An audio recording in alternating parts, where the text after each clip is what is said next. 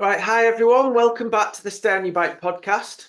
I hope you enjoyed last week's episode. And this week, I'm really excited to chat to a good friend of mine that I've known a long time. He's been in the mountain bike industry a lot longer than I have, which for me seems like forever. So yeah, he's got a lot of stories, a lot of credibility in the industry, and he's done so much with racing and everything else that he's done in the industry. So I'd love to welcome onto the podcast Tim Flooks. Thanks for coming on, Tim.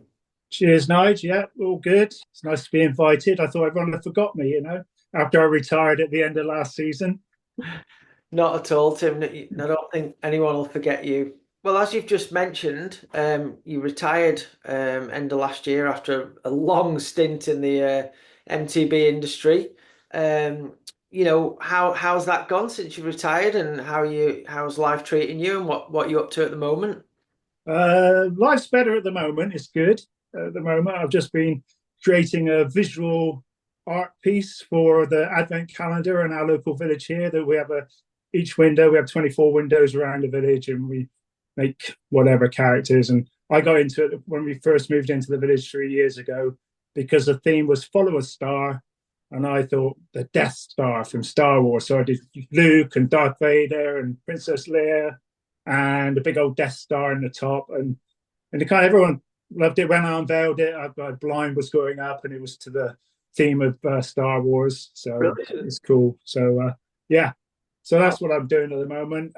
In all honesty, retirement. At the beginning, I didn't get on with it that well. I had a hell of a lot of work to do. I was helping organise the thing called the Land's End Trial, which is a long distance trial, which is pretty unique to UK. And it's been going it was going to be the 100th year. The first year it was run was in 1908. Wow. And of course, there's been some war and some COVID and things like that. So it was going to be the 100th running. So it was quite a big one. And there'd been a few problems the year before. I stuck my hand up to help organise it. And I must admit, I bit off more than I could chew. Is, So is I it? got myself into a bit of a state. And I'll be honest with you, I had a little bit of depression, which I do suffer from every now and again. And it kind of whacked me. And I basically only probably got over it in the last couple of months. Wow. So but it's all good now, though. So now I'm out riding my bike with the group here. We're called the Expendables. We're all over 60, and a lot of them are in their 70s and 80s. I ride an e-bike because of my heart issues. Yeah.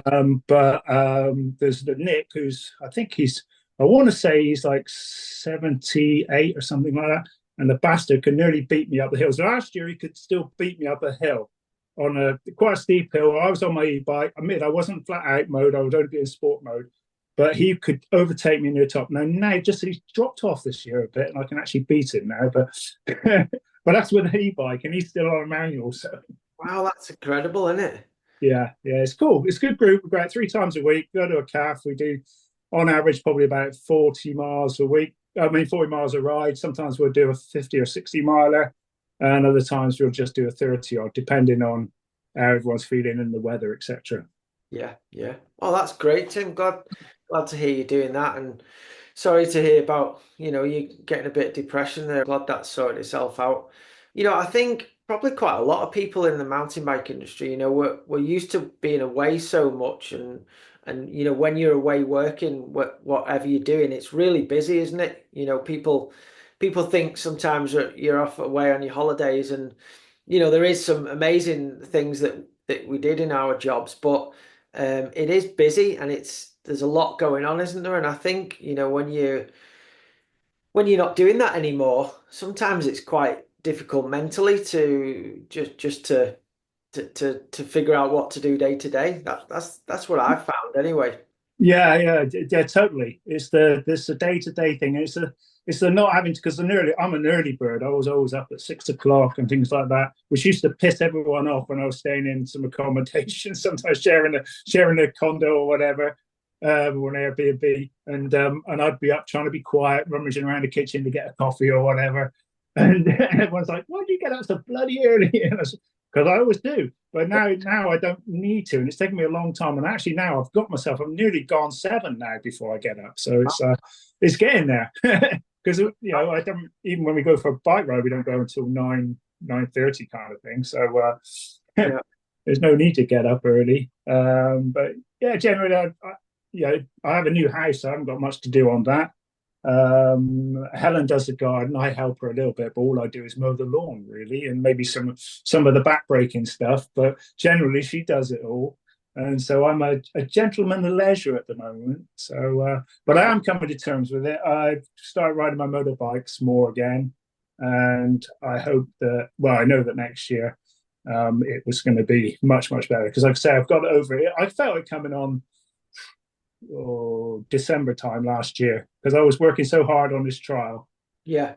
and it was too much basically. And when I stuck my hand up in very early January, and someone stepped in to help me and everything, so we ran the trial. It was quite successful. We had not terrible, nice weather on the day, but it rained and rained and rained for like 10 days before. So it was some of the sections were really hard for the competitors to get up, and it's motorcycles and cars. And I Wow. understand motorcycles, but cars I don't really understand. So I have to get other people's advice on how to say out those sections and where to try and stop people or make it easy for them or whatever to do. Because we were running, what was it, 360, no, 420 vehicles at minute intervals. So a 7 hour period. That's if everything goes on time. No And way. things don't go on time. So by some people on sections, board marshals are out in the middle of nowhere, in the middle of the night for like 9, 10 hours. So it's quite a hard thing to find volunteers for. Oh, And you've got to find 300 volunteers. wow. Yeah. So, yeah. So big event. Yeah, it's all right. It's good. The motorcycling club. If anyone is into motorcycles or cars and wants to do a really cheap motorsport, it's great. It's good. It's like for me, it's just a little bit like mountain biking. Everyone's really friendly. There's a bit of competition, but it's not. You're not sort of like at each other's throats. You just a bit of friendly banter and things like that. Just exactly like mountain biking for an old fart. So Yeah. Good stuff. mainly old farts. There are some young ones, but I would say the average age is probably 55, something like that, 55, 60. Okay. Cool. And how many people were doing it, did you say? Oh, there were competitive vehicles, 420. So the cars have obviously two people in, a passenger as well, Yeah. solo motorbikes. And then it's I think it was about 9 or 10, or was it 11 sidecars? You got sidecars in it as well. So, Right. yeah, but it's good because I do it on a Tenere, which is pretty inappropriate, a bit heavy, Yeah. but you get concessions because you don't have to stop in the sections and do restarts. And because the idea is get up these steep hills without putting your feet down. But to Okay. make it harder on something, you've got like, I don't know, like a whatever Honda CRF 250. We make you stop halfway up in a steep part and pull away again to get your feet up quick. Otherwise, you'll get penalised.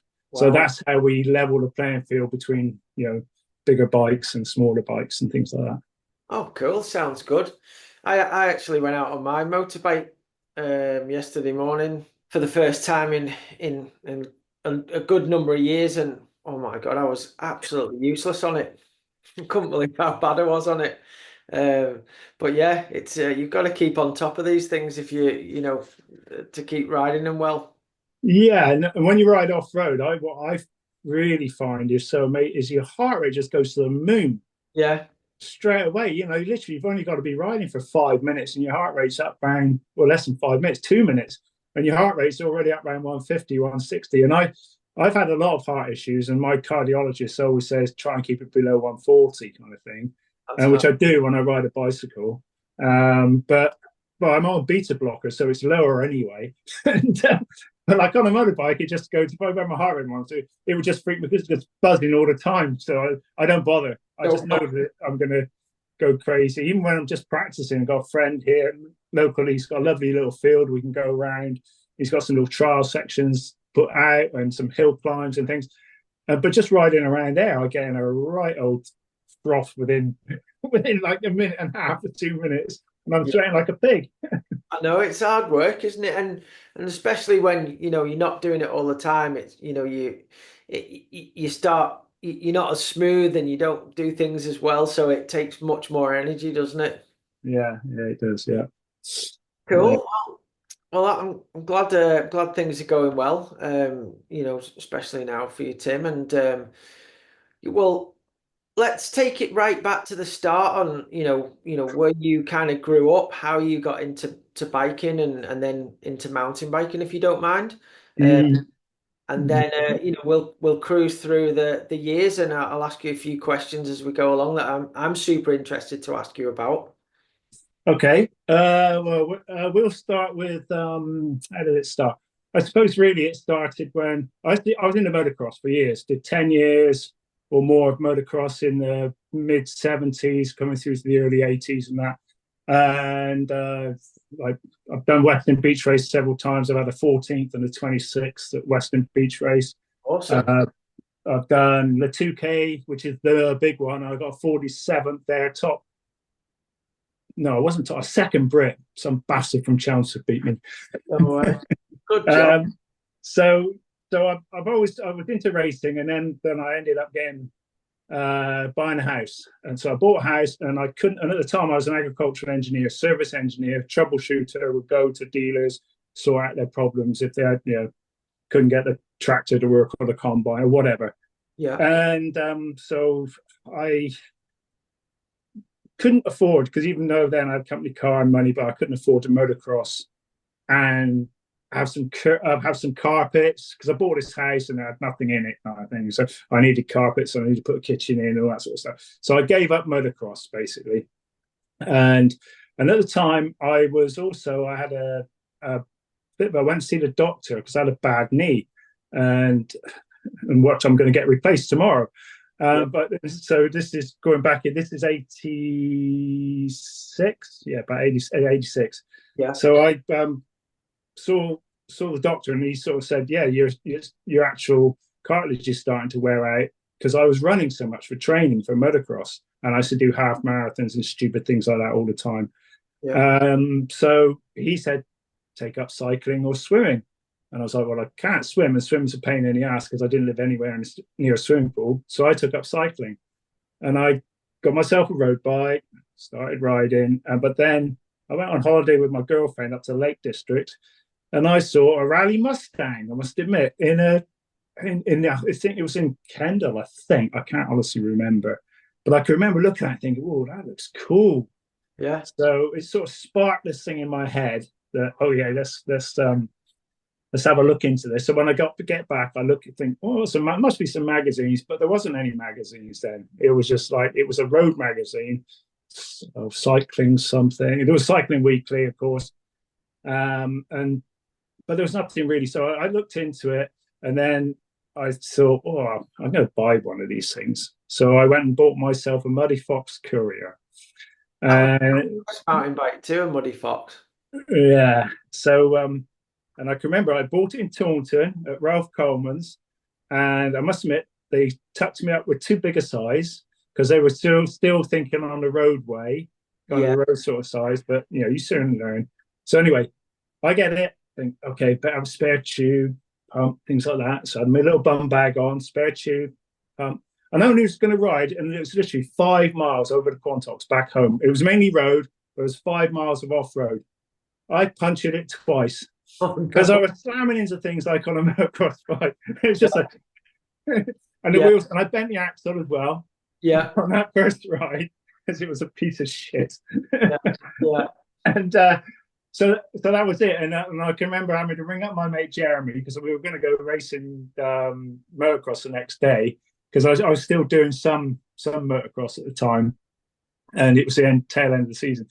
And I rang him up and I said, "Can you come to Halford and pick me up, Jeremy, bring me back?" He said, "Oh, I thought you were riding home." I said, "Nah, bloody thing. Two punchers." Oh So no. that was my introduction to mountain biking. Then I what did I? Oh, really? I wanted to race, but there were no races. It was like, shit, there's no race. So Muggins here decides I'll put a race on. No So, way. so I organised the Quantock Quest, which was in '97, and we had, from memory, something like about 70 odd people came to it. Wow. Everyone loved it. I then put on the Quantock Quiver in the middle of winter, just after my birthday, and that was my third. Yeah, it must be my 30th birthday then. Uh-huh. And I can remember we were at my birthday party. at this village hall, and I was how about that drunk, and I went straight from there to put up the signs for the marking of the course, and then ran the race at about 10 in the morning or whatever. So that was my baptism. So then I got into that, and then people sort of started to know me. I started to race as well, and there were a few more races started in '88. The mountain bike club organised the first sort of series, UK series, and the Quantox was going to be around a bit. So, and that was the time, '88. That was the first time I went up to Peebles for the first round, and it's the first time I saw Gould and Baker. Wow. Yeah, and I can remember Rory Hitchens, who everyone knows, everyone in the UK knows Rory Hitchens, but Rory, he sort of said, he was like, we sort of like were camping together kind of thing, and he sort of said, "Oh, that's Gould and Baker." He said, "They're really good," and we're like, and I was like, "Who are they?" And I always remember I passed Baker, I think, because he broke his chain, because he was running these stupid chains with all the holes in the links. Right. It's super lightweight thing. But Gould creamed us, or it might have been the other way around. But I remember that. And then I ran the series, and then I got sponsored. I rode for Specialized in '89. And at the time, they were Karate was a distributor. Sorry, Tim, was this Yeah. all cross country, or was that at the time where you did cross country and then you did a bit of trials and you did? Yeah, that's right. The one in Thetford was in '88.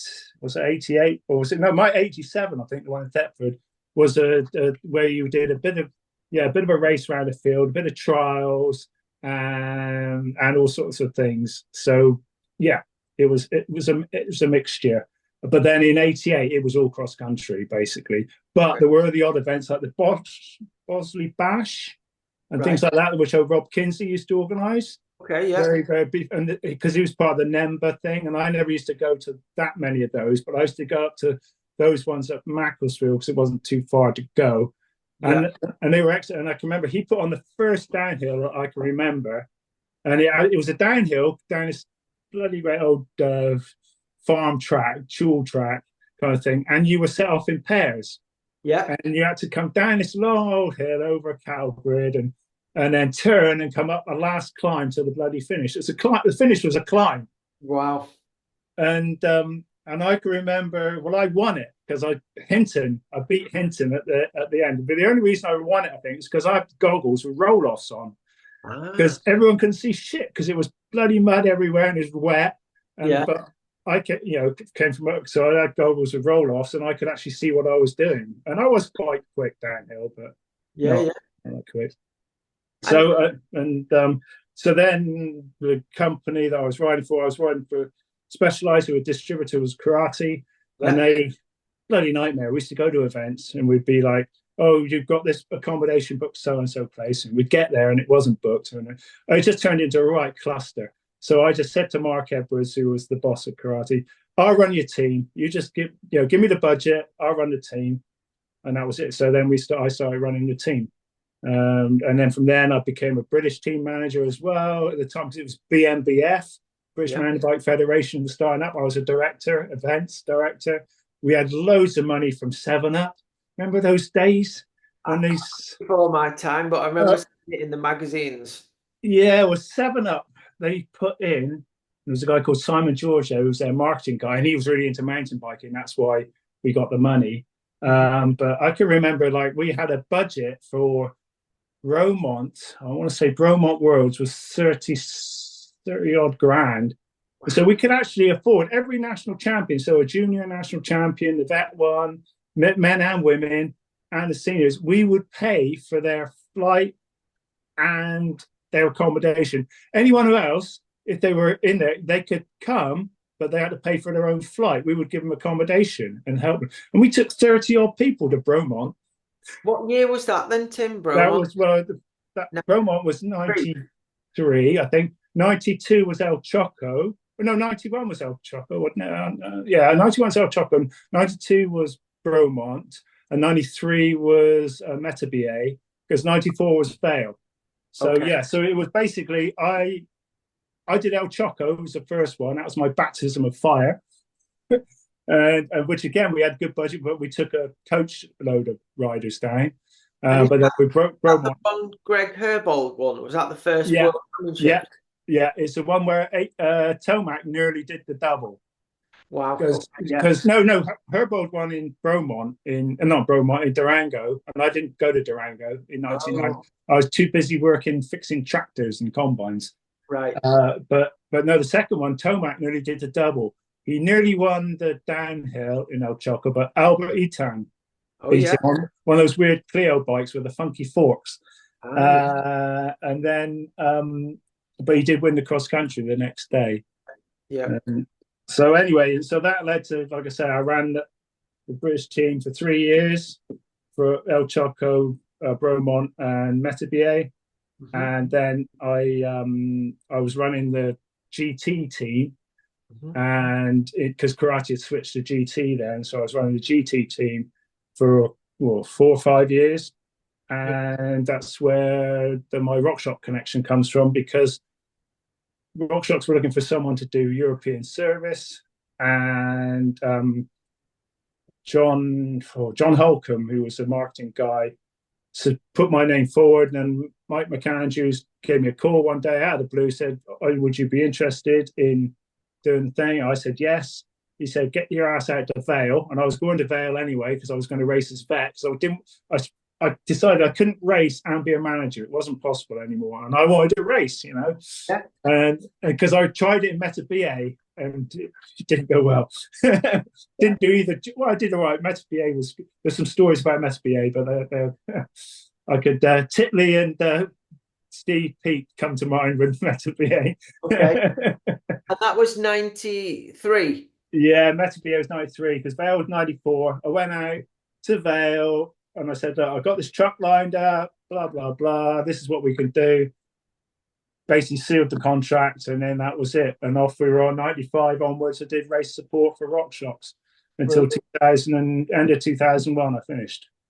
Okay. And just before we go on after that, so when you were at karate and they were doing GT, was that when Steve and did Titley both ride for GT then?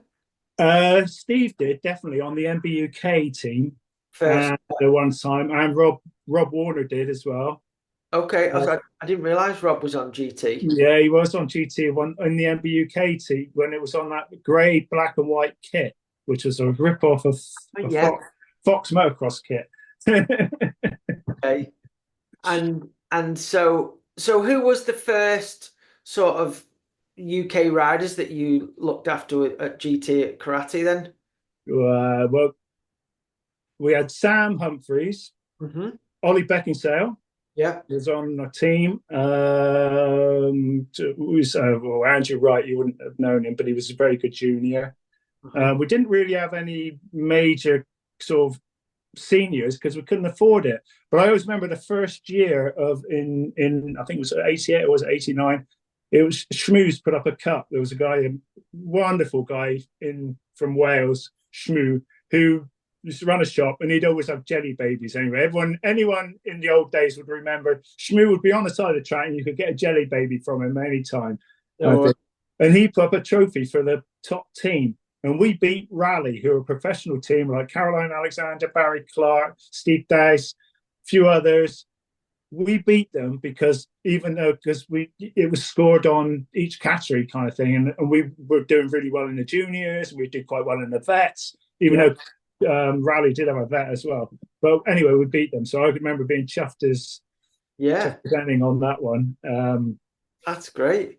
And so Tim, at that sort of era, I guess that was kind of the start of like the competitive mountain biking in the UK at least.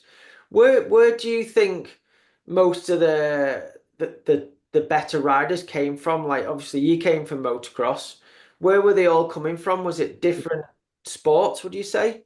No, a lot of it was there was a lot of people coming across from once Gordon Baker came across, and a bunch more. Fred Salmon, Chris Young, Steve Dowse, a whole bunch came across from the road, The road. and then yeah, there were people coming from motorcycling as well, and there were just people who got into mountain biking because mountain biking when I first got into it.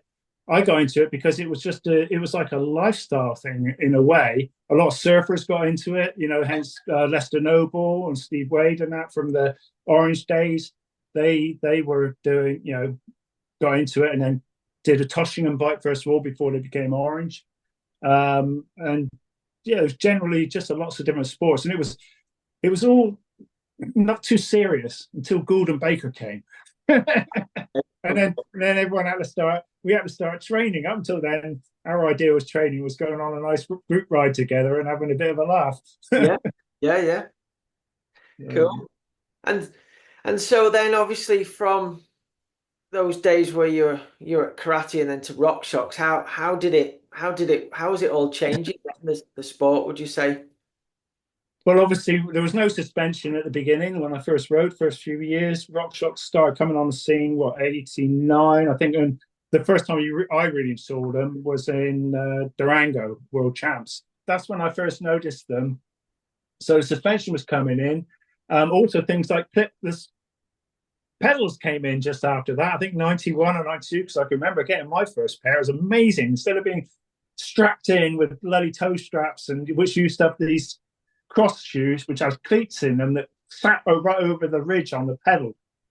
Yeah. So if you pulled the strap up, you didn't come out. You crashed, and the bike was just flailing around on the end of your feet. It wasn't great. So all those technologies were starting to come on. Bikes were actually beginning to, I suppose, axles were starting to get a bit stronger.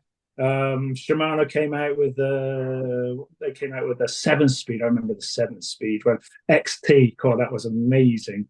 That was a big jump, was it? Big thing. Yeah. I rode for Specialized then, and yeah. So you also had triple at the front and whatever at the back.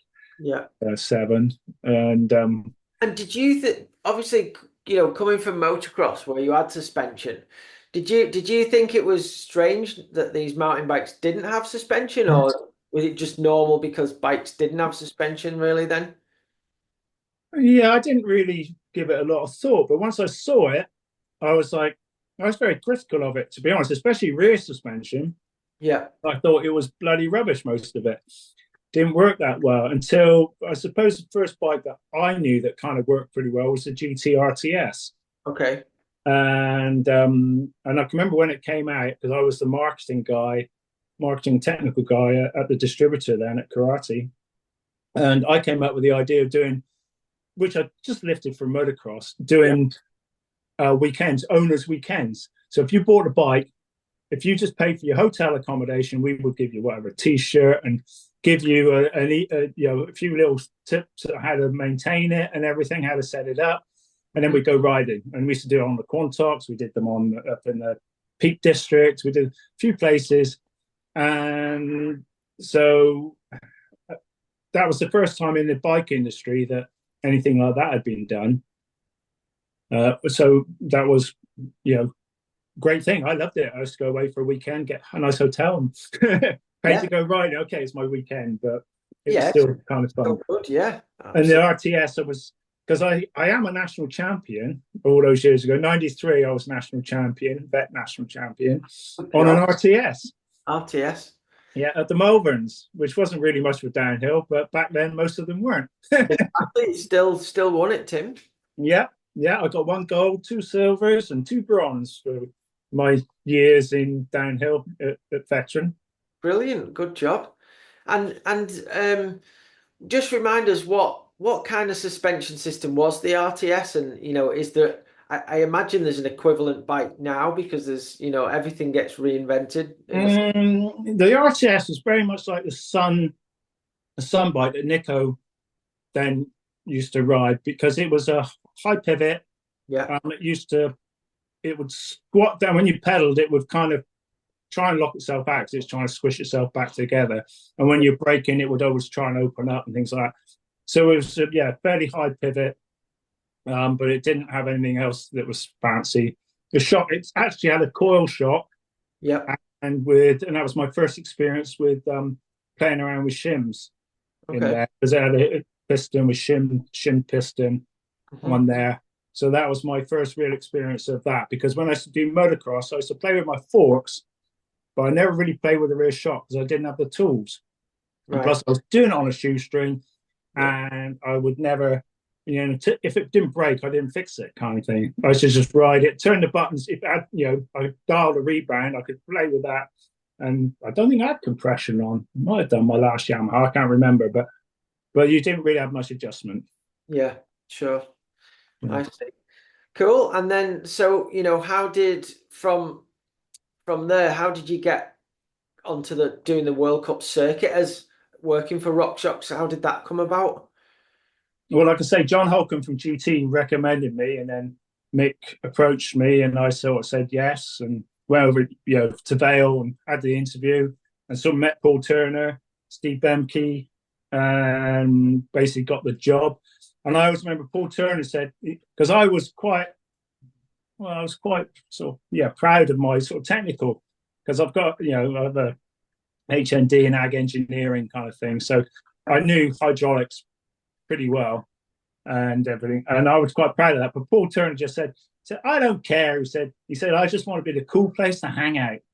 That's what he wanted the truck to be, the cool place to hang out. So No. when we set up, we were the first ones with a big truck, even though it was only a little 7.5 tonner, Yeah. little 814 Merc, with a living accommodation in the front and a little small workshop in the back. But we set out and we would have, being English, tea and cakes and tea and biscuits at Yeah. the races. And we could do coffee for the Americans if they insisted. But but so we sort of did that, and we had chairs out for the riders to hang out while the bikes were being fixed and all sorts of things like that. So we kind of started the whole sort of race support thing. And I can remember the following year, Manitou had a truck. I can't remember. I remember that like Sun definitely upped us as soon as they came out with a big old Arctic. Yeah. And So, what year would that have been, Tim, when Sun came in with that Arctic? oh, I think that would have been 98. I think. 19?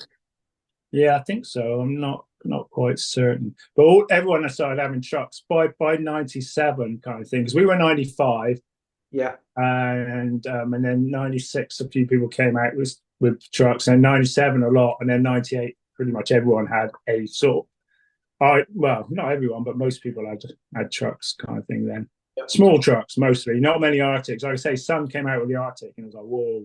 And then a dyno in the back. Wow. And who at that time, when you started in 95, which riders and teams were you kind of in charge of looking after at the World Cups? Well, GT, Gary Fisher were on ours. It was kind of like, because there was Shimano, and if Yeah. they were Shimano sponsored, they would also normally be RockShox sponsored as well. It was kind of thing, because there was Schwinn, well, loads of teams really. But the riders wise, first year, obviously you've got the cross country like the Frishies and people like that who are very good, and then in the downhill, Mike King, Nico, Yeah. Julio's, Mercedes, Gonzalez, all our stuff.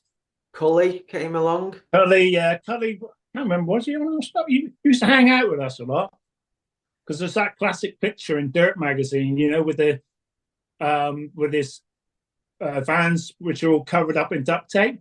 That's my Yeah. bloody duct tape when he put Europe sucks on it. No way. That was my duct tape, and I was in Nevergal. Okay. And did he say that because it was always raining? Yeah, it was, and that year, and at Nevergal, it did rain. Yeah. I got pictures of water flowing over people's feet, just like a big bow wave. Yeah. Yeah. But that Nevergal was actually the first World Cup I ever went to, but that was in 98. Right. I remember watching, it was on in 97, it was on Eurosport. I used to watch it at a friend's house at Eurosport, and then 98 was the first time I Yeah, came to a World Cup, and that was Nevergal. And to this day, I still think that was an amazing racetrack. Nevergal. I remember the town was quite difficult to fit everyone in, wasn't it? But yeah. Nevergal up the resort was really small. Yeah, you had to go down to the town at the bottom. I can't remember it, but bloody good restaurants down the bottom. yeah. And okay, so obviously, with you being with RockShox, you were looking after some at the time some really big name riders. Back then it was all sort of magazine based, wasn't it? And then people would start making videos like, Sprung magazine and stuff. And then some of the American videos and that. But the to me that back then some of those characters just seemed so larger than life. They were like superstars kind of thing. It seemed to me from the outside. Yeah, I suppose so. It was you had the Grundig, obviously, it was live on Eurosport Yeah, for 4 or 5 years, wasn't it? It was always going out live. Because I remember buying our new truck in '98. We had a satellite TV on it, so we could show it at the yeah, pits in the pits. yeah. We And we used to call them the Grundigs. We didn't call them the World Cups. yeah, that's right. It was the Grundigs. Yeah. So, but then it was. I don't know the word. Yeah, I can remember the first time I met Palmer, and I was like, "Who the fuck is he?" Because Yeah, he was so larger than life, yeah, and but he didn't have. I can remember arguing about it with Mike McAndrews because I said Mike McAndrews, the boxer, was going to come out in '96 okay, as a prototype. Was it '96 or '97? No, '96, '96, because it came out in production '98. So yeah, '96 as a prototype.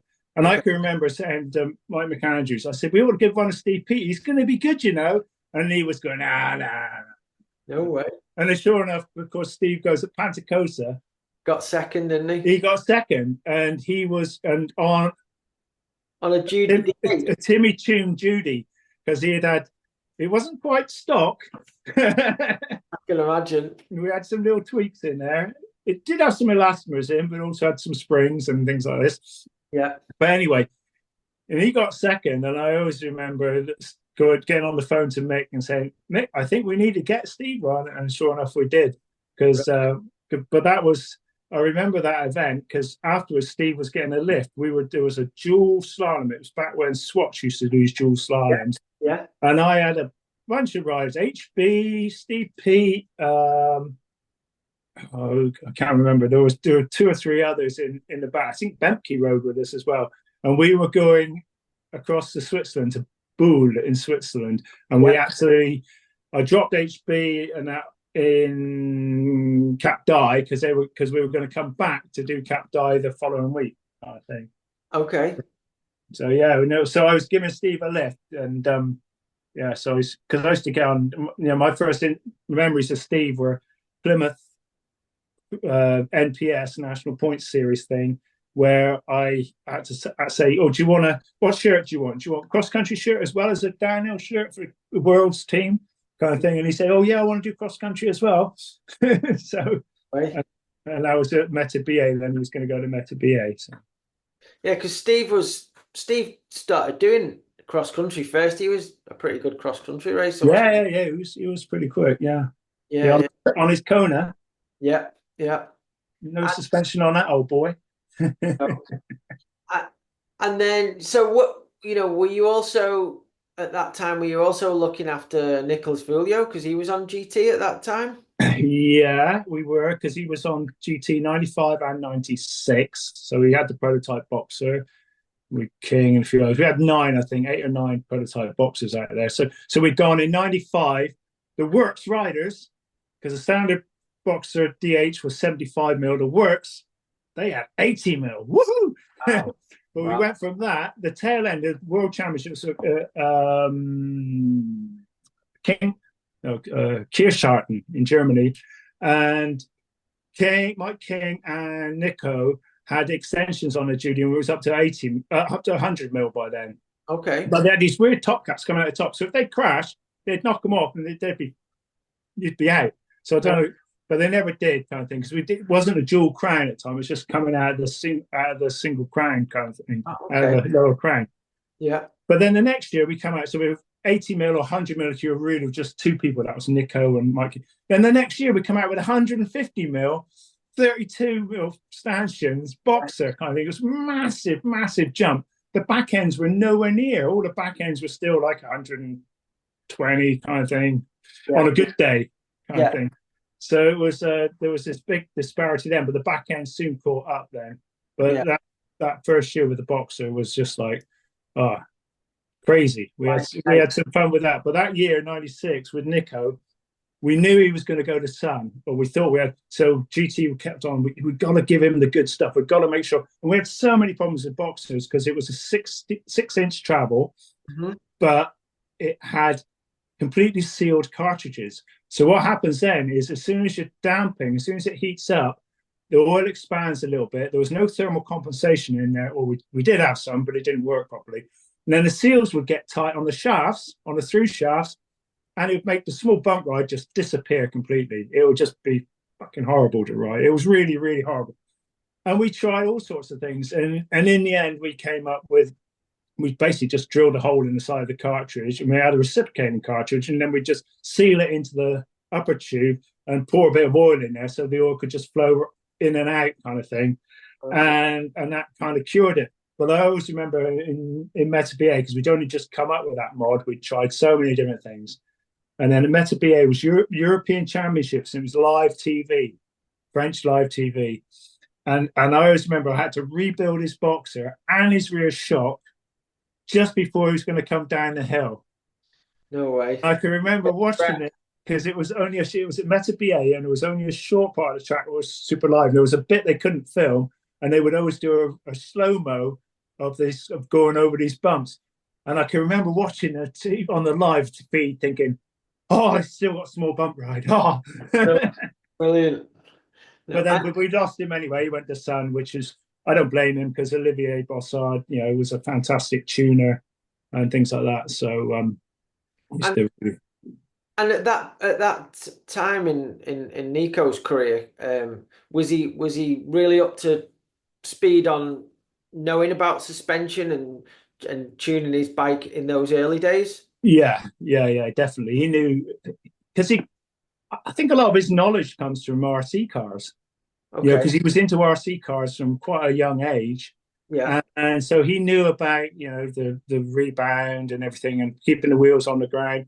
And and the whole French team were also very analytical back then compared to all the other nations were just a bunch of Yeah. amateurs, really, compared, because there was Manuel, is it Manuel, I think is the French coach who's been their coach since the early 90s, mid 90s. He's been the same coach, still there now. Yeah. Fantastic, lovely guy. Yeah. Yeah. And And he but is. they were just so ahead. They were using video stuff back then, and they would sit down and yeah, just work it out. And Nico would be very demanding, and he could tell the difference if you put something in, change something. He would sort of, what did you do there, Tim? And because he would be asking for something, and I was trying to get it for him. Yeah. And he would sort of say, well, it's not quite right, or it is right, whatever. And he very, very, very good at feedback. Okay. Cool. And was that, do you think that was one of the main factors in going to the Sun team because he was going to get to work with Olivier Bassard and he thought the bike would perform better or he Yeah, could yeah. And plus GT had gone to the LTS and he never liked the LTS. The oh, LTS didn't ride like an RTS. When you used to brake on the LTS, it used to tend to stink bug a bit. Their back end would kick up a bit. yeah. When the RTS would always sit down, and that's why the Sun bike was very much like an RTS. It was Okay. longer and had more travel, Yeah. but very function-wise, very much like an RTS. And of course, had the Opsis, dual crown fork, which was way ahead of Yeah. anything else out there, really. So yeah, Okay. so he was obviously, and there's a French team as well, so he was going to be speaking his own language and everything. So yeah, Yeah. Okay. Oh, and then so I guess once Nico left and went to Sun, and then it was Mikey King on GT, and then Steve Peat got DP, into yeah, into GT, and then Steve became one of the fastest guys pretty much overnight, didn't he? After that Pantacosa race, he was right up at the top end of things for a long time after that. yeah, and you had Tommy Mister as well was around. Of course, Tommy Misser on Kona, but riding a Turner bike and on Yeah, rocks as yeah, well. with frog play pedals. Yeah, and it was on them. Yeah, Amazing. He's like see him now. He's still bloody winning downhills and master unreal. downhill, master cross country, master marathon champion, world champion. Sorry. Incredible. Yeah, and his kid's pretty quick as well now. It looks like.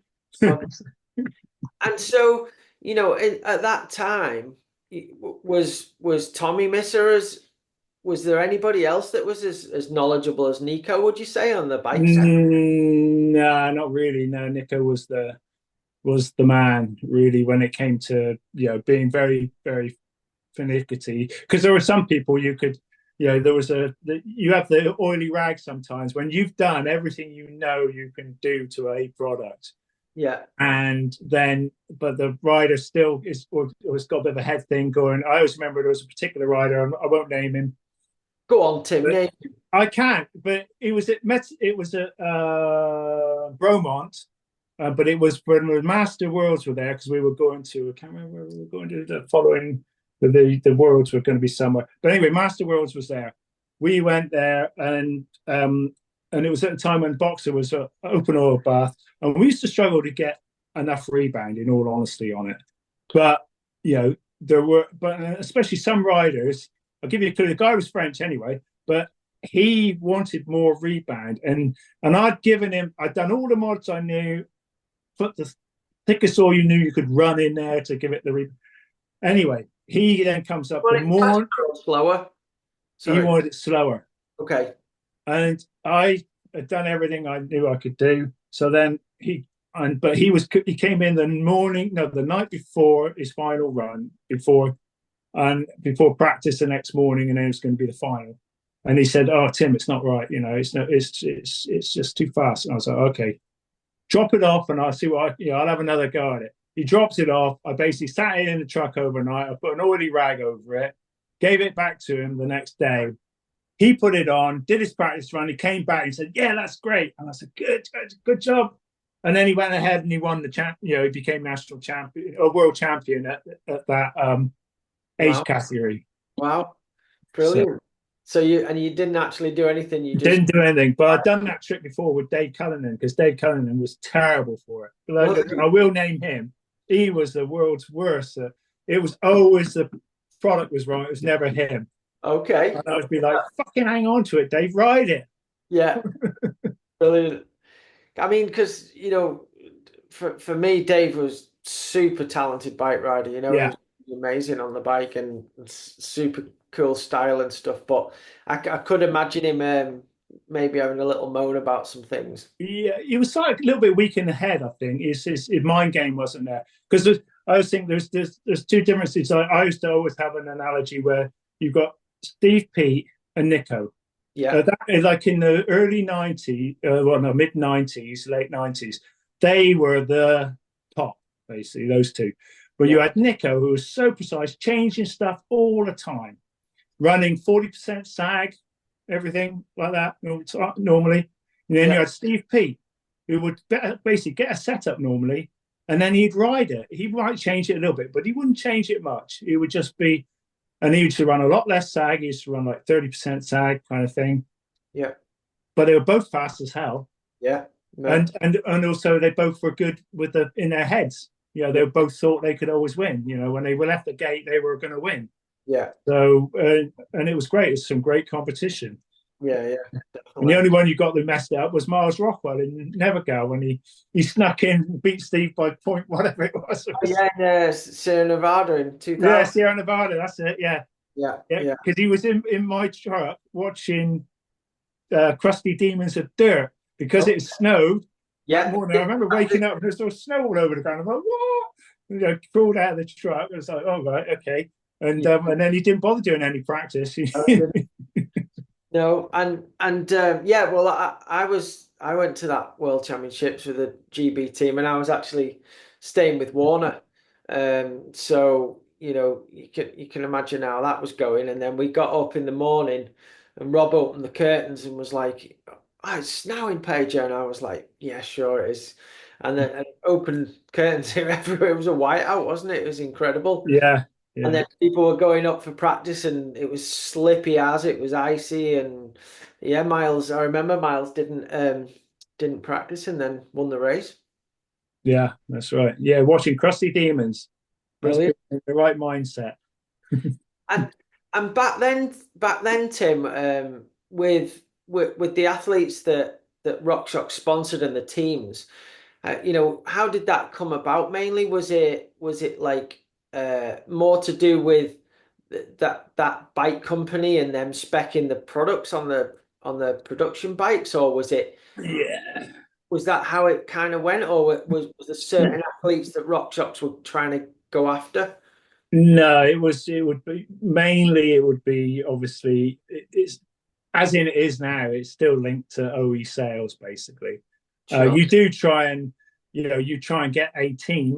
When you've got a team that's got very good athletes, you obviously go after them and try and slide them a bit more money or whatever you have to do, or maybe give them a retrospective discount on if they hit the sales volume. It must be really hard at the moment because of course the industry is not in a great place, Hmm. and you wouldn't be able to do the retrospective. So I don't know how they do it currently, Yeah. but it just normally. But people would be surprised how little you pay for a team, to be honest. But then you have to support them with all the products and people at the races and things like that. But Yeah. it is easier nowadays, I think, at the races from a support point of view because the actual all the teams are far more knowledgeable about what they want. They can come up to you and go, "I need a bit more mid speed on the rebound," or "I need a bit more whatever," and because they're trying to have a balanced bike kind of thing, and Yeah. they've got all the data acquisition, and so we can then go and try and achieve that. And we know, we used to know if you do whatever certain thing, or sometimes you just have to go a little bit off piste and you just try something different. If Hmm. the riders really, want something weird, because some riders do want some crazy stuff. And it's like for me, the rebound is way too quick for me on a lot of people's bikes, but then they're going that much quicker, so they are going to need it faster. Because whenever I set up a bike now for a racer, I would set the rebound how I think it is when you're just doing a quick sort of pump test kind of thing. And then I've opened up a couple of clicks because they're going to want it a lot quicker than I ever want it. And yeah, well, that's interesting. Well, first question, I would say, out of the whole era that out of all the different eras you've been involved with it, when do you think, in relation to the cost of living and everything, when do you think was the most money in the sport and the sponsorship? Would you say? Oh, they would have been the mid 90s, mid to late 90s was when all them. There was some, a lot of car companies were involved. There was Toyota with Schwinn, there was Volvo, Cannondale, a few others. GT had I can't remember which one it was, but they had a car Heavy company. trucks, I think, didn't they? Yeah, and also there's Chevy at one stage, yeah, and Yeah. things. So yeah, so there was a lot more money, and the actual money the athletes got, I think, was pretty good. Well, for at the time, was very good when you think of Yeah. inflation. So I would say that's the time when the most money was involved. Because of course you could sell it to those companies because you could say, look, it's going out on Eurosport, and Yeah. back then we used to have, I think it used to be like 16 rounds a year, Hmm. because most of them were single. They would either be a cross country or downhill, but you did have the odd combined event, Yeah. and so you had a package you could sell saying you were going to get this amount of airtime, and it was live, and you always go out live and everything. Yeah. So, and Eurosport, mind you, Eurosport was, you had to pay for it then. Eurosport wasn't a free to air channel, No, it wasn't. so, um, and it still isn't. No. But it's No. all part of Discovery. Yeah. And and why do you think it was? Why do you think it was as popular then? Because I'd say now, there's obviously it's an older sport, and mountain biking's a lot older than it was then. But I'd say more people mountain bike now than they did in the late 90s. Yeah, undoubtedly. Yeah, yeah. But mountain biking, if you talk to anyone in the industry now, the actual sales of mid-range mountain bikes is non-existent, pretty much. Mid-range and the lower end. So you haven't got that feel. You've got the people like yourselves. You've got young family, and they're bringing their kids, and their kids are into it, and long may that continue. But you haven't got that massive growth of people coming in, because mountain bike went from absolute zero Yeah, to to within sort of 10 years to becoming a very popular sport kind of thing.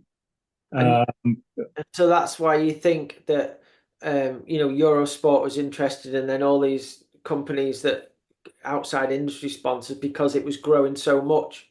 Think that, yeah, yeah. yeah, I think it was, and it was I think, well, when I look back at the races then, I think there weren't more people, but there was more, yeah, maybe a little bit more grassroots, because I haven't been to a national for a long time. Last time I went to a national was about 4 years ago, Hmm. and I was really shocked because it was kind of like the middle range seemed to have gone. That actually there were very young riders, the youth, and that seemed to be quite good. But then the juniors weren't as many as there were in the Yeah, youth. It looked like they were you lost. Seems like losing riders when they go suddenly hit 17, 18.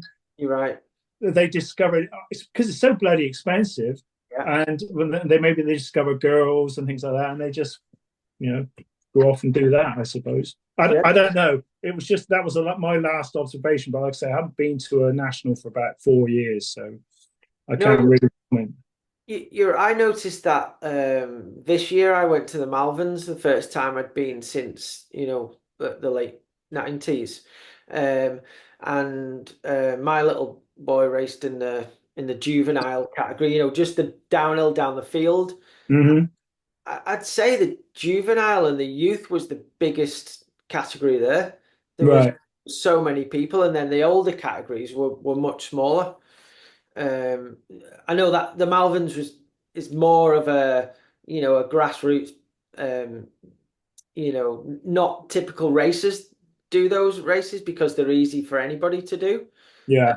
But yeah, there was definitely a lot of younger kids that were in those races for sure. Um, and so who obviously, you've worked with so many different athletes and teams. Who's been the most interesting characters that you've worked with? Who's been the most knowledgeable? Who's been the most you mentioned Palmer was crazy. Who do you think's made the biggest impact for RockShox and for the sport of mountain biking over all those years, would you say? Well, it still comes back to Nico and Steve. Yeah, To my mind, like Steve's fantastic. He's very professional, good laugh. He's the epitome of a mountain biker who's fast as, but also enjoys riding, and also gives a lot of time to his fans, kind of thing. yeah, So, and Nico is slightly different, but Nico was the man. And also, if you're looking at the women, you've got Anne Caro as well, very similar. yeah, Just head and shoulders above anyone in their time. Their time. yes, Nico not quite so much, because a couple of people did challenge him. yeah. Um, But still, to win 10 world titles is yeah, incredible, isn't it? it is. And then plus come back and Win, win an enduro, yeah, not quite winning, nearly winning a enduro title kind of thing. Sam beat him, wasn't it? Just at the last, was it the last round where Sam I think managed so. to, Yeah, yeah, yeah. So, but Nico and you know they were the two that I would say are the most influential people. There are some other ones. Palmer was obviously very influential with bringing the style yes, into mountain biking, yeah, and sitting a bit up yours to the UCI or whatever. yeah, Um, just trying to think who else there's so many riders that I've really loved. I like Jack Moore. I really love Jack because he has so much fun, yeah, but he does take it pretty serious. He's very professional. yeah. He kind of knows what he wants. Okay. Mm, And just What was it like working? Obviously, I've got to ask, because I've worked a lot with Sam Hill. Sam came in really young. First of all, he rode on at the World Cup level anyway. He did a season on Intense with Manitou, and then he started to ride for the Iron Horse team and moved over to Rock Shops. And he basically, he came in with this incredible speed. But what was he like to work with at first? I mean, did he have crazy Uh, about bike setup, or was he just a natural fast kid? as a kid, I didn't really work with him because by then I'd left Rock Shocks and set up TF Tune because I worked for Rock Shocks until 2001. Then Yeah, I set up my own tuning company, which we were then the distributor for Fifth Element. So yeah, my first dealings with Sam yeah. was Fifth Element. His shop blew in Capron. Okay.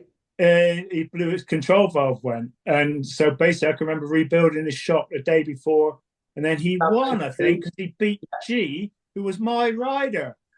Okay. Because of Yeah. course I was sponsoring the Athertons at the time, because I used to sponsor with Fifth Element. I sponsored the Athertons, Steve Pete, and Danny Hart, Okay. basically. So they were the riders that I sponsored with Fifth Element.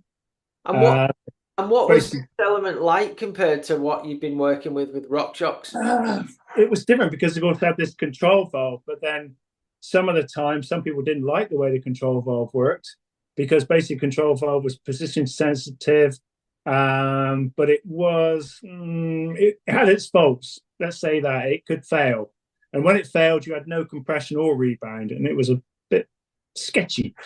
So, and we used to, and if you really wanted to fine tune it, you used to end up just put banging shim stacks in sometimes for some people. Not the first couple of years we didn't, but near the end, we were definitely running shim stacks for most of the top riders and that at the time. And so, but that's my first dealings with Sam was a Caprun fixing his bike. And Yeah. then when there's the next time, I really probably the next time would have been doing Fifth Element because I used to do Fifth Element support at Hmm. all the world at the Worlds. I wouldn't go to World Cups apart from Fort William, Yeah. but I would be at the actual World Championships kind of thing. So I went to Leger in 2004 Yeah. and Livigno 2003, I think, if I remember rightly. Yeah. And I can't remember where 2002 was. I might not have done that one, but Hmm.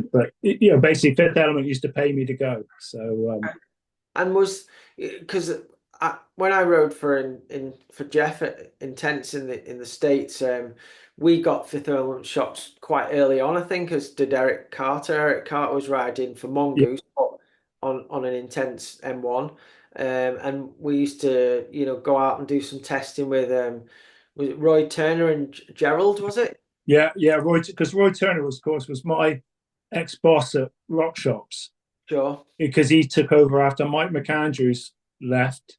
Okay. Roy Turner took over, and so he was my boss for 2 or 3 years. And then I did the last year at Rock Shops. I was actually running the race department, which I didn't like, but Oh, that was part of the reason why I left. But you could see the writing was on the wall, and the Rock Shops was going to go go down. So I left before it went. It went the following year. It went bankrupt, and they got bought out by SRAM. I think so. okay. So yeah. So tell us a little bit about that and then how you set up TF Tune, which was super successful in the UK, if not all around the world. Yeah, TF tuned it. Well, when I decided I was going to leave because I could see the writing was on the wall at Rock Shops. We just had a massive recall and things like that, and I didn't agree with some of the way they didn't really give enough support. To my mind, they weren't looking after their customers properly. Okay. And I've always been banging on service has always been the thing I bang on about all the time. And they even when the last time I was working, when I was working with them the last few years, they get fed up with me banging on about service. But now a lot of the things that are actually happening now are things I've been banging on about for 10, 15 years or whatever. Yeah. So because in my mind, if you don't support your customer, you can get a customer once, but to keep them, if you keep them, they're a customer for life. When to Yeah. get a customer costs a lot of money to get a customer with all the advertising and stuff. But Yeah. anyway, so I kind of saw this opportunity for service. Service was so bad in the UK. There were two companies doing it. There was CV something, is it CVT or something? And there was Stendek, Dave at Stendek. But of Yeah. course, Stendek, Dave was good, did good service, but of course he was going to the races all the time. So when you wanted your stuff fixed, he wasn't there. Yeah. Yeah. So, so I saw this opportunity to set up a service company which would actually guarantee a 24-hour turnaround, basically, Yeah. which you could do in the winter, no problem. In the summer, it becomes a problem because there's so much work. But and at the time, all the bike shops were, and everyone worked on, I just send it in, and we'll just stack it on our shelf and wait for you, and then do. So I came up with a book. I said, well, let's have it like this, like a car dealer. You don't take your car to a dealership. Go, look, I have a service and leave it there for 3 days before you get it served. You book it in. So I Yeah. did a booking system, online booking. I think first of all it was on the phone or an email, and then it became online, things like that. So I did the booking system. So I would guarantee if I had it that day, it would be done that day, unless there was something really weird on it. As in it needed a part which I didn't have. But I had massive amount of parts. I spent so much money on inventory, Okay. and it cost me a lot of money. I used to throw away. I used to write off 10 to 15% of my stock every year Well. because you're going to get it wrong. Mm-hmm. Yeah. But I kind of I'd always have all the common things, but I can remember that there was the Boxer used to have the Homer valve, which basically it was just a blow off valve, but they didn't have it in the race fork one year, and the fork rode like a dog. It was spiked like a bitch, but it Right. was a really cheap thing to do, and it made TF Tuned. It helped make TF Tuned was that because we used Upgrade. to take boxes from being they were a pretty bad production, tight bushes, and not have these valves in, things like that. And even the higher end stuff, you could do a tweak in the motion control damper and make it work much better, not so it wouldn't spike. And so I did loads and loads of boxers like that. But those parts, they'd be selling, they're going like hotcakes, and all of a sudden, boom, they drop off a cliff. And I was ordering parts 6 months in advance, basically, normally. So, you just had this lag, and I bet there would be 200 still on the shelf at TF now if I hadn't thrown them away. Wow. No But way. that's the way. So I set up this company to do this next day. So you'd send it in, or I'd send a courier in to pick it up, come Yeah. back, do it that day. You'd get it back the following. So basically, because my idea was you could race at the weekend, and if you had your shit together, which is hard for mountain bikers, but if you did, you could send it in, or I'd collect it, and you'd have it back. And you'd be racing the following weekend, Brilliant. Yeah. Yeah. and that's what I built the business on. And I went from just myself to when I sold it, there was 10 people working there. We were nearly if you put VAT on, it was £1 million turnover company. I think so. In whatever 8, 9 years. Yeah. Amazing. And did you enjoy doing that, having your own business and being more in one place? Did you miss the traveling and the races and stuff? I did miss the traveling a bit, but I used to go to races anywhere. I used to do the British Nationals, a lot of them, Yes. Yeah. and I would also go do the Worlds. Yeah. But I never ran that business; it ran me because it just kept growing and growing and growing.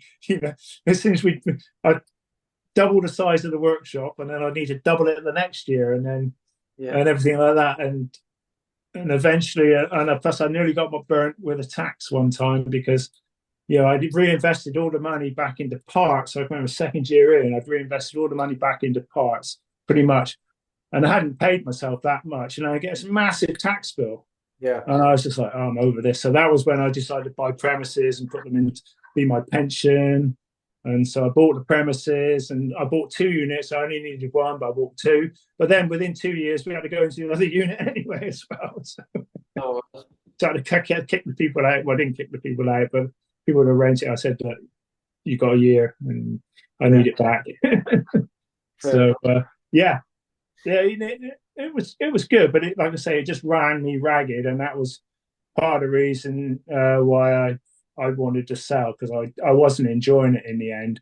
I had some, you get personnel issues, and it's so hard to get rid of people, Yes. and it just did my head in the end. Because Helen used to help me there, my Yeah. wife, and she used to do all the HR and the accounts and things. But yeah, Okay. yeah, I got rid of it. It was one of the periods where I had really bad depression, and that's when I decided to sell.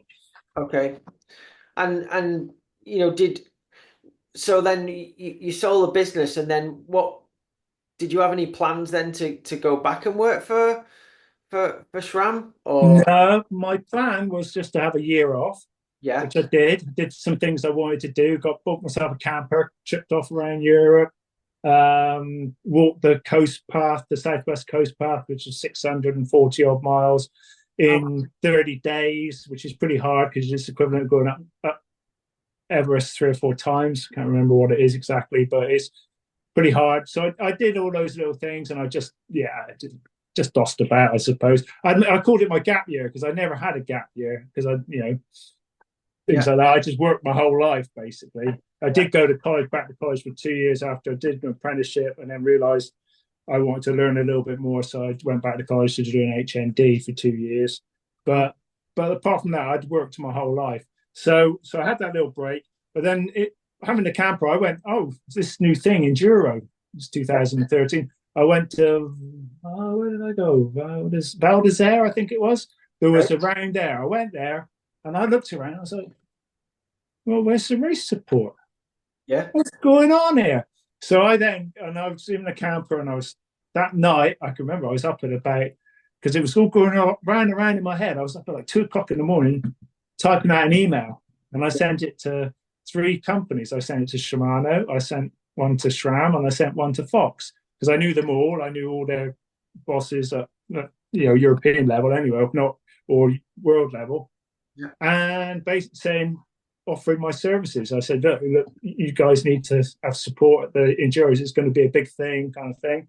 Yeah. And then that was it. So 2013, then SRAM were the first ones to come back to me. Fox actually came back to me, but they were too late by then because SRAM had come back to me. And then I bought a camper and started off doing race support on Enduro. Initially, that was what I was doing when I went back to SRAM and Yeah. RockShox. And then ended up doing more, just basically specializing in more of the gravel. But I still did cross country races as well, Yeah. things the last few years.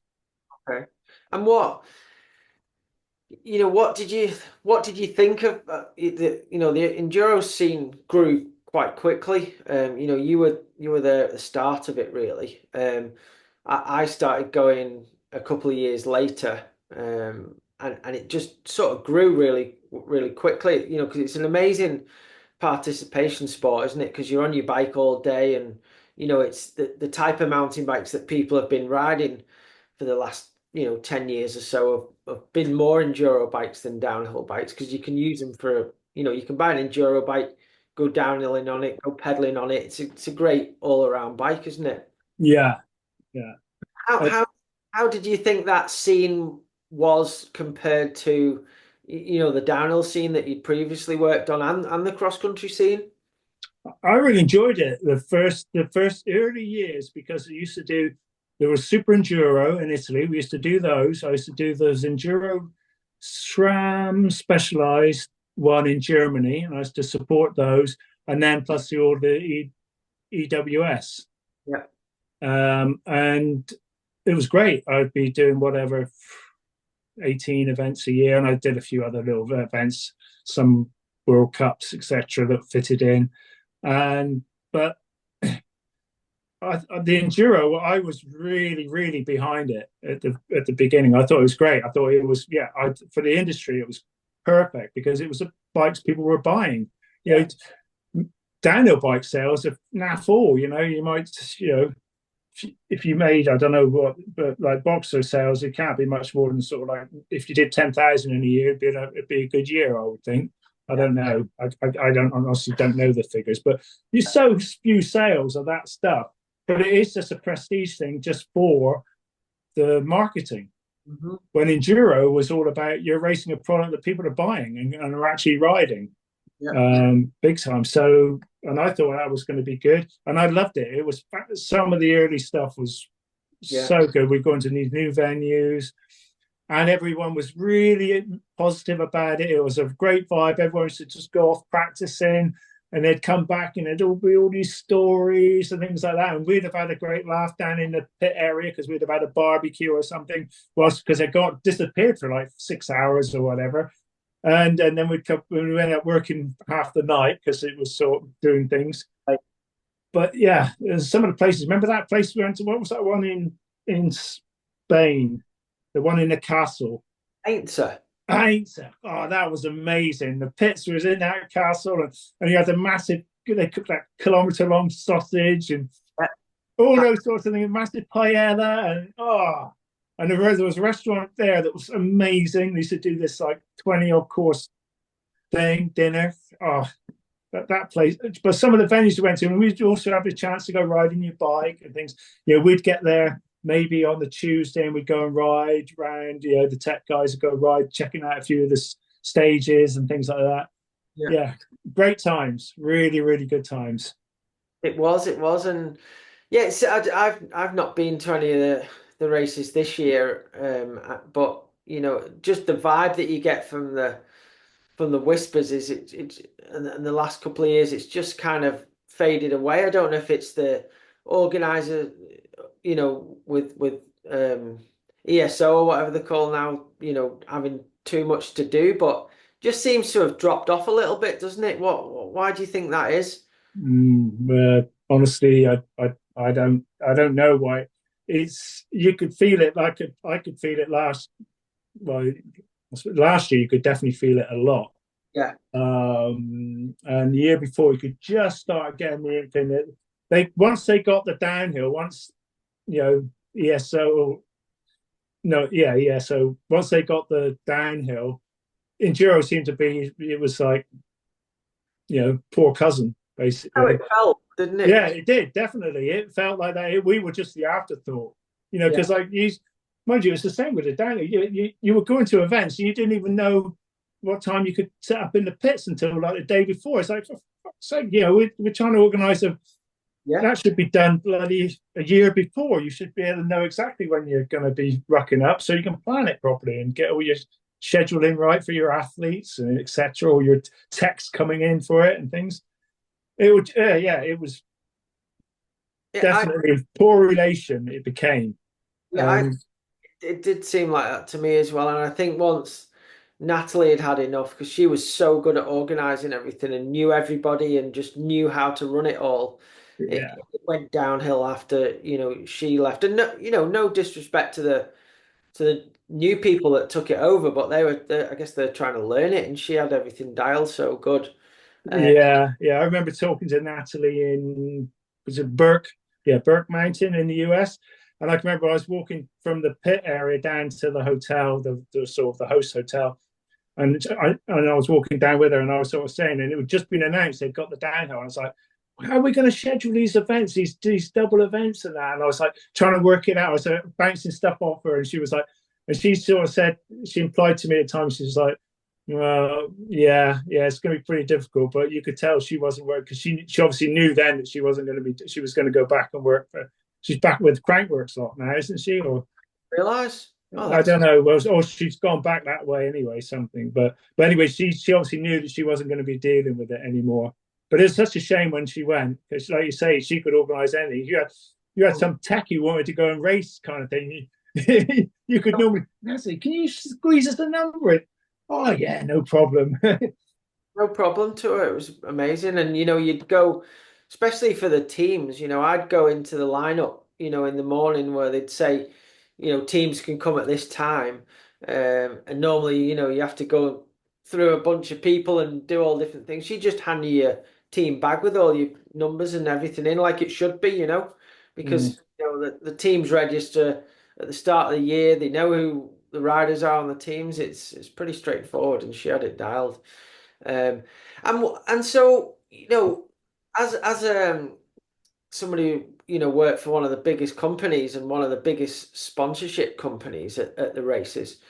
Why do you think that the sponsorship has sort of, because it always going towards the enduro. It was really healthy. There was new teams starting. They were starting to grow like superstars of enduro, like they had in downhill and cross country, and people were starting to get decent salaries to ride enduro. And there was at one time it seemed like it was easier to get an enduro deal than a downhill deal as an athlete. Why do you think that's sort of took a big U-turn and now it seems like there's hardly any enduro teams or any paid deals at enduro? A couple of reasons. I personally think enduro went slightly in the wrong direction. It pandered too much to the pros in a way, in that there's sort of like the tech support and all that kind of stuff. Because yeah, I come from motocross, motorcycling background, and enduros it's proper. You fix your own shit.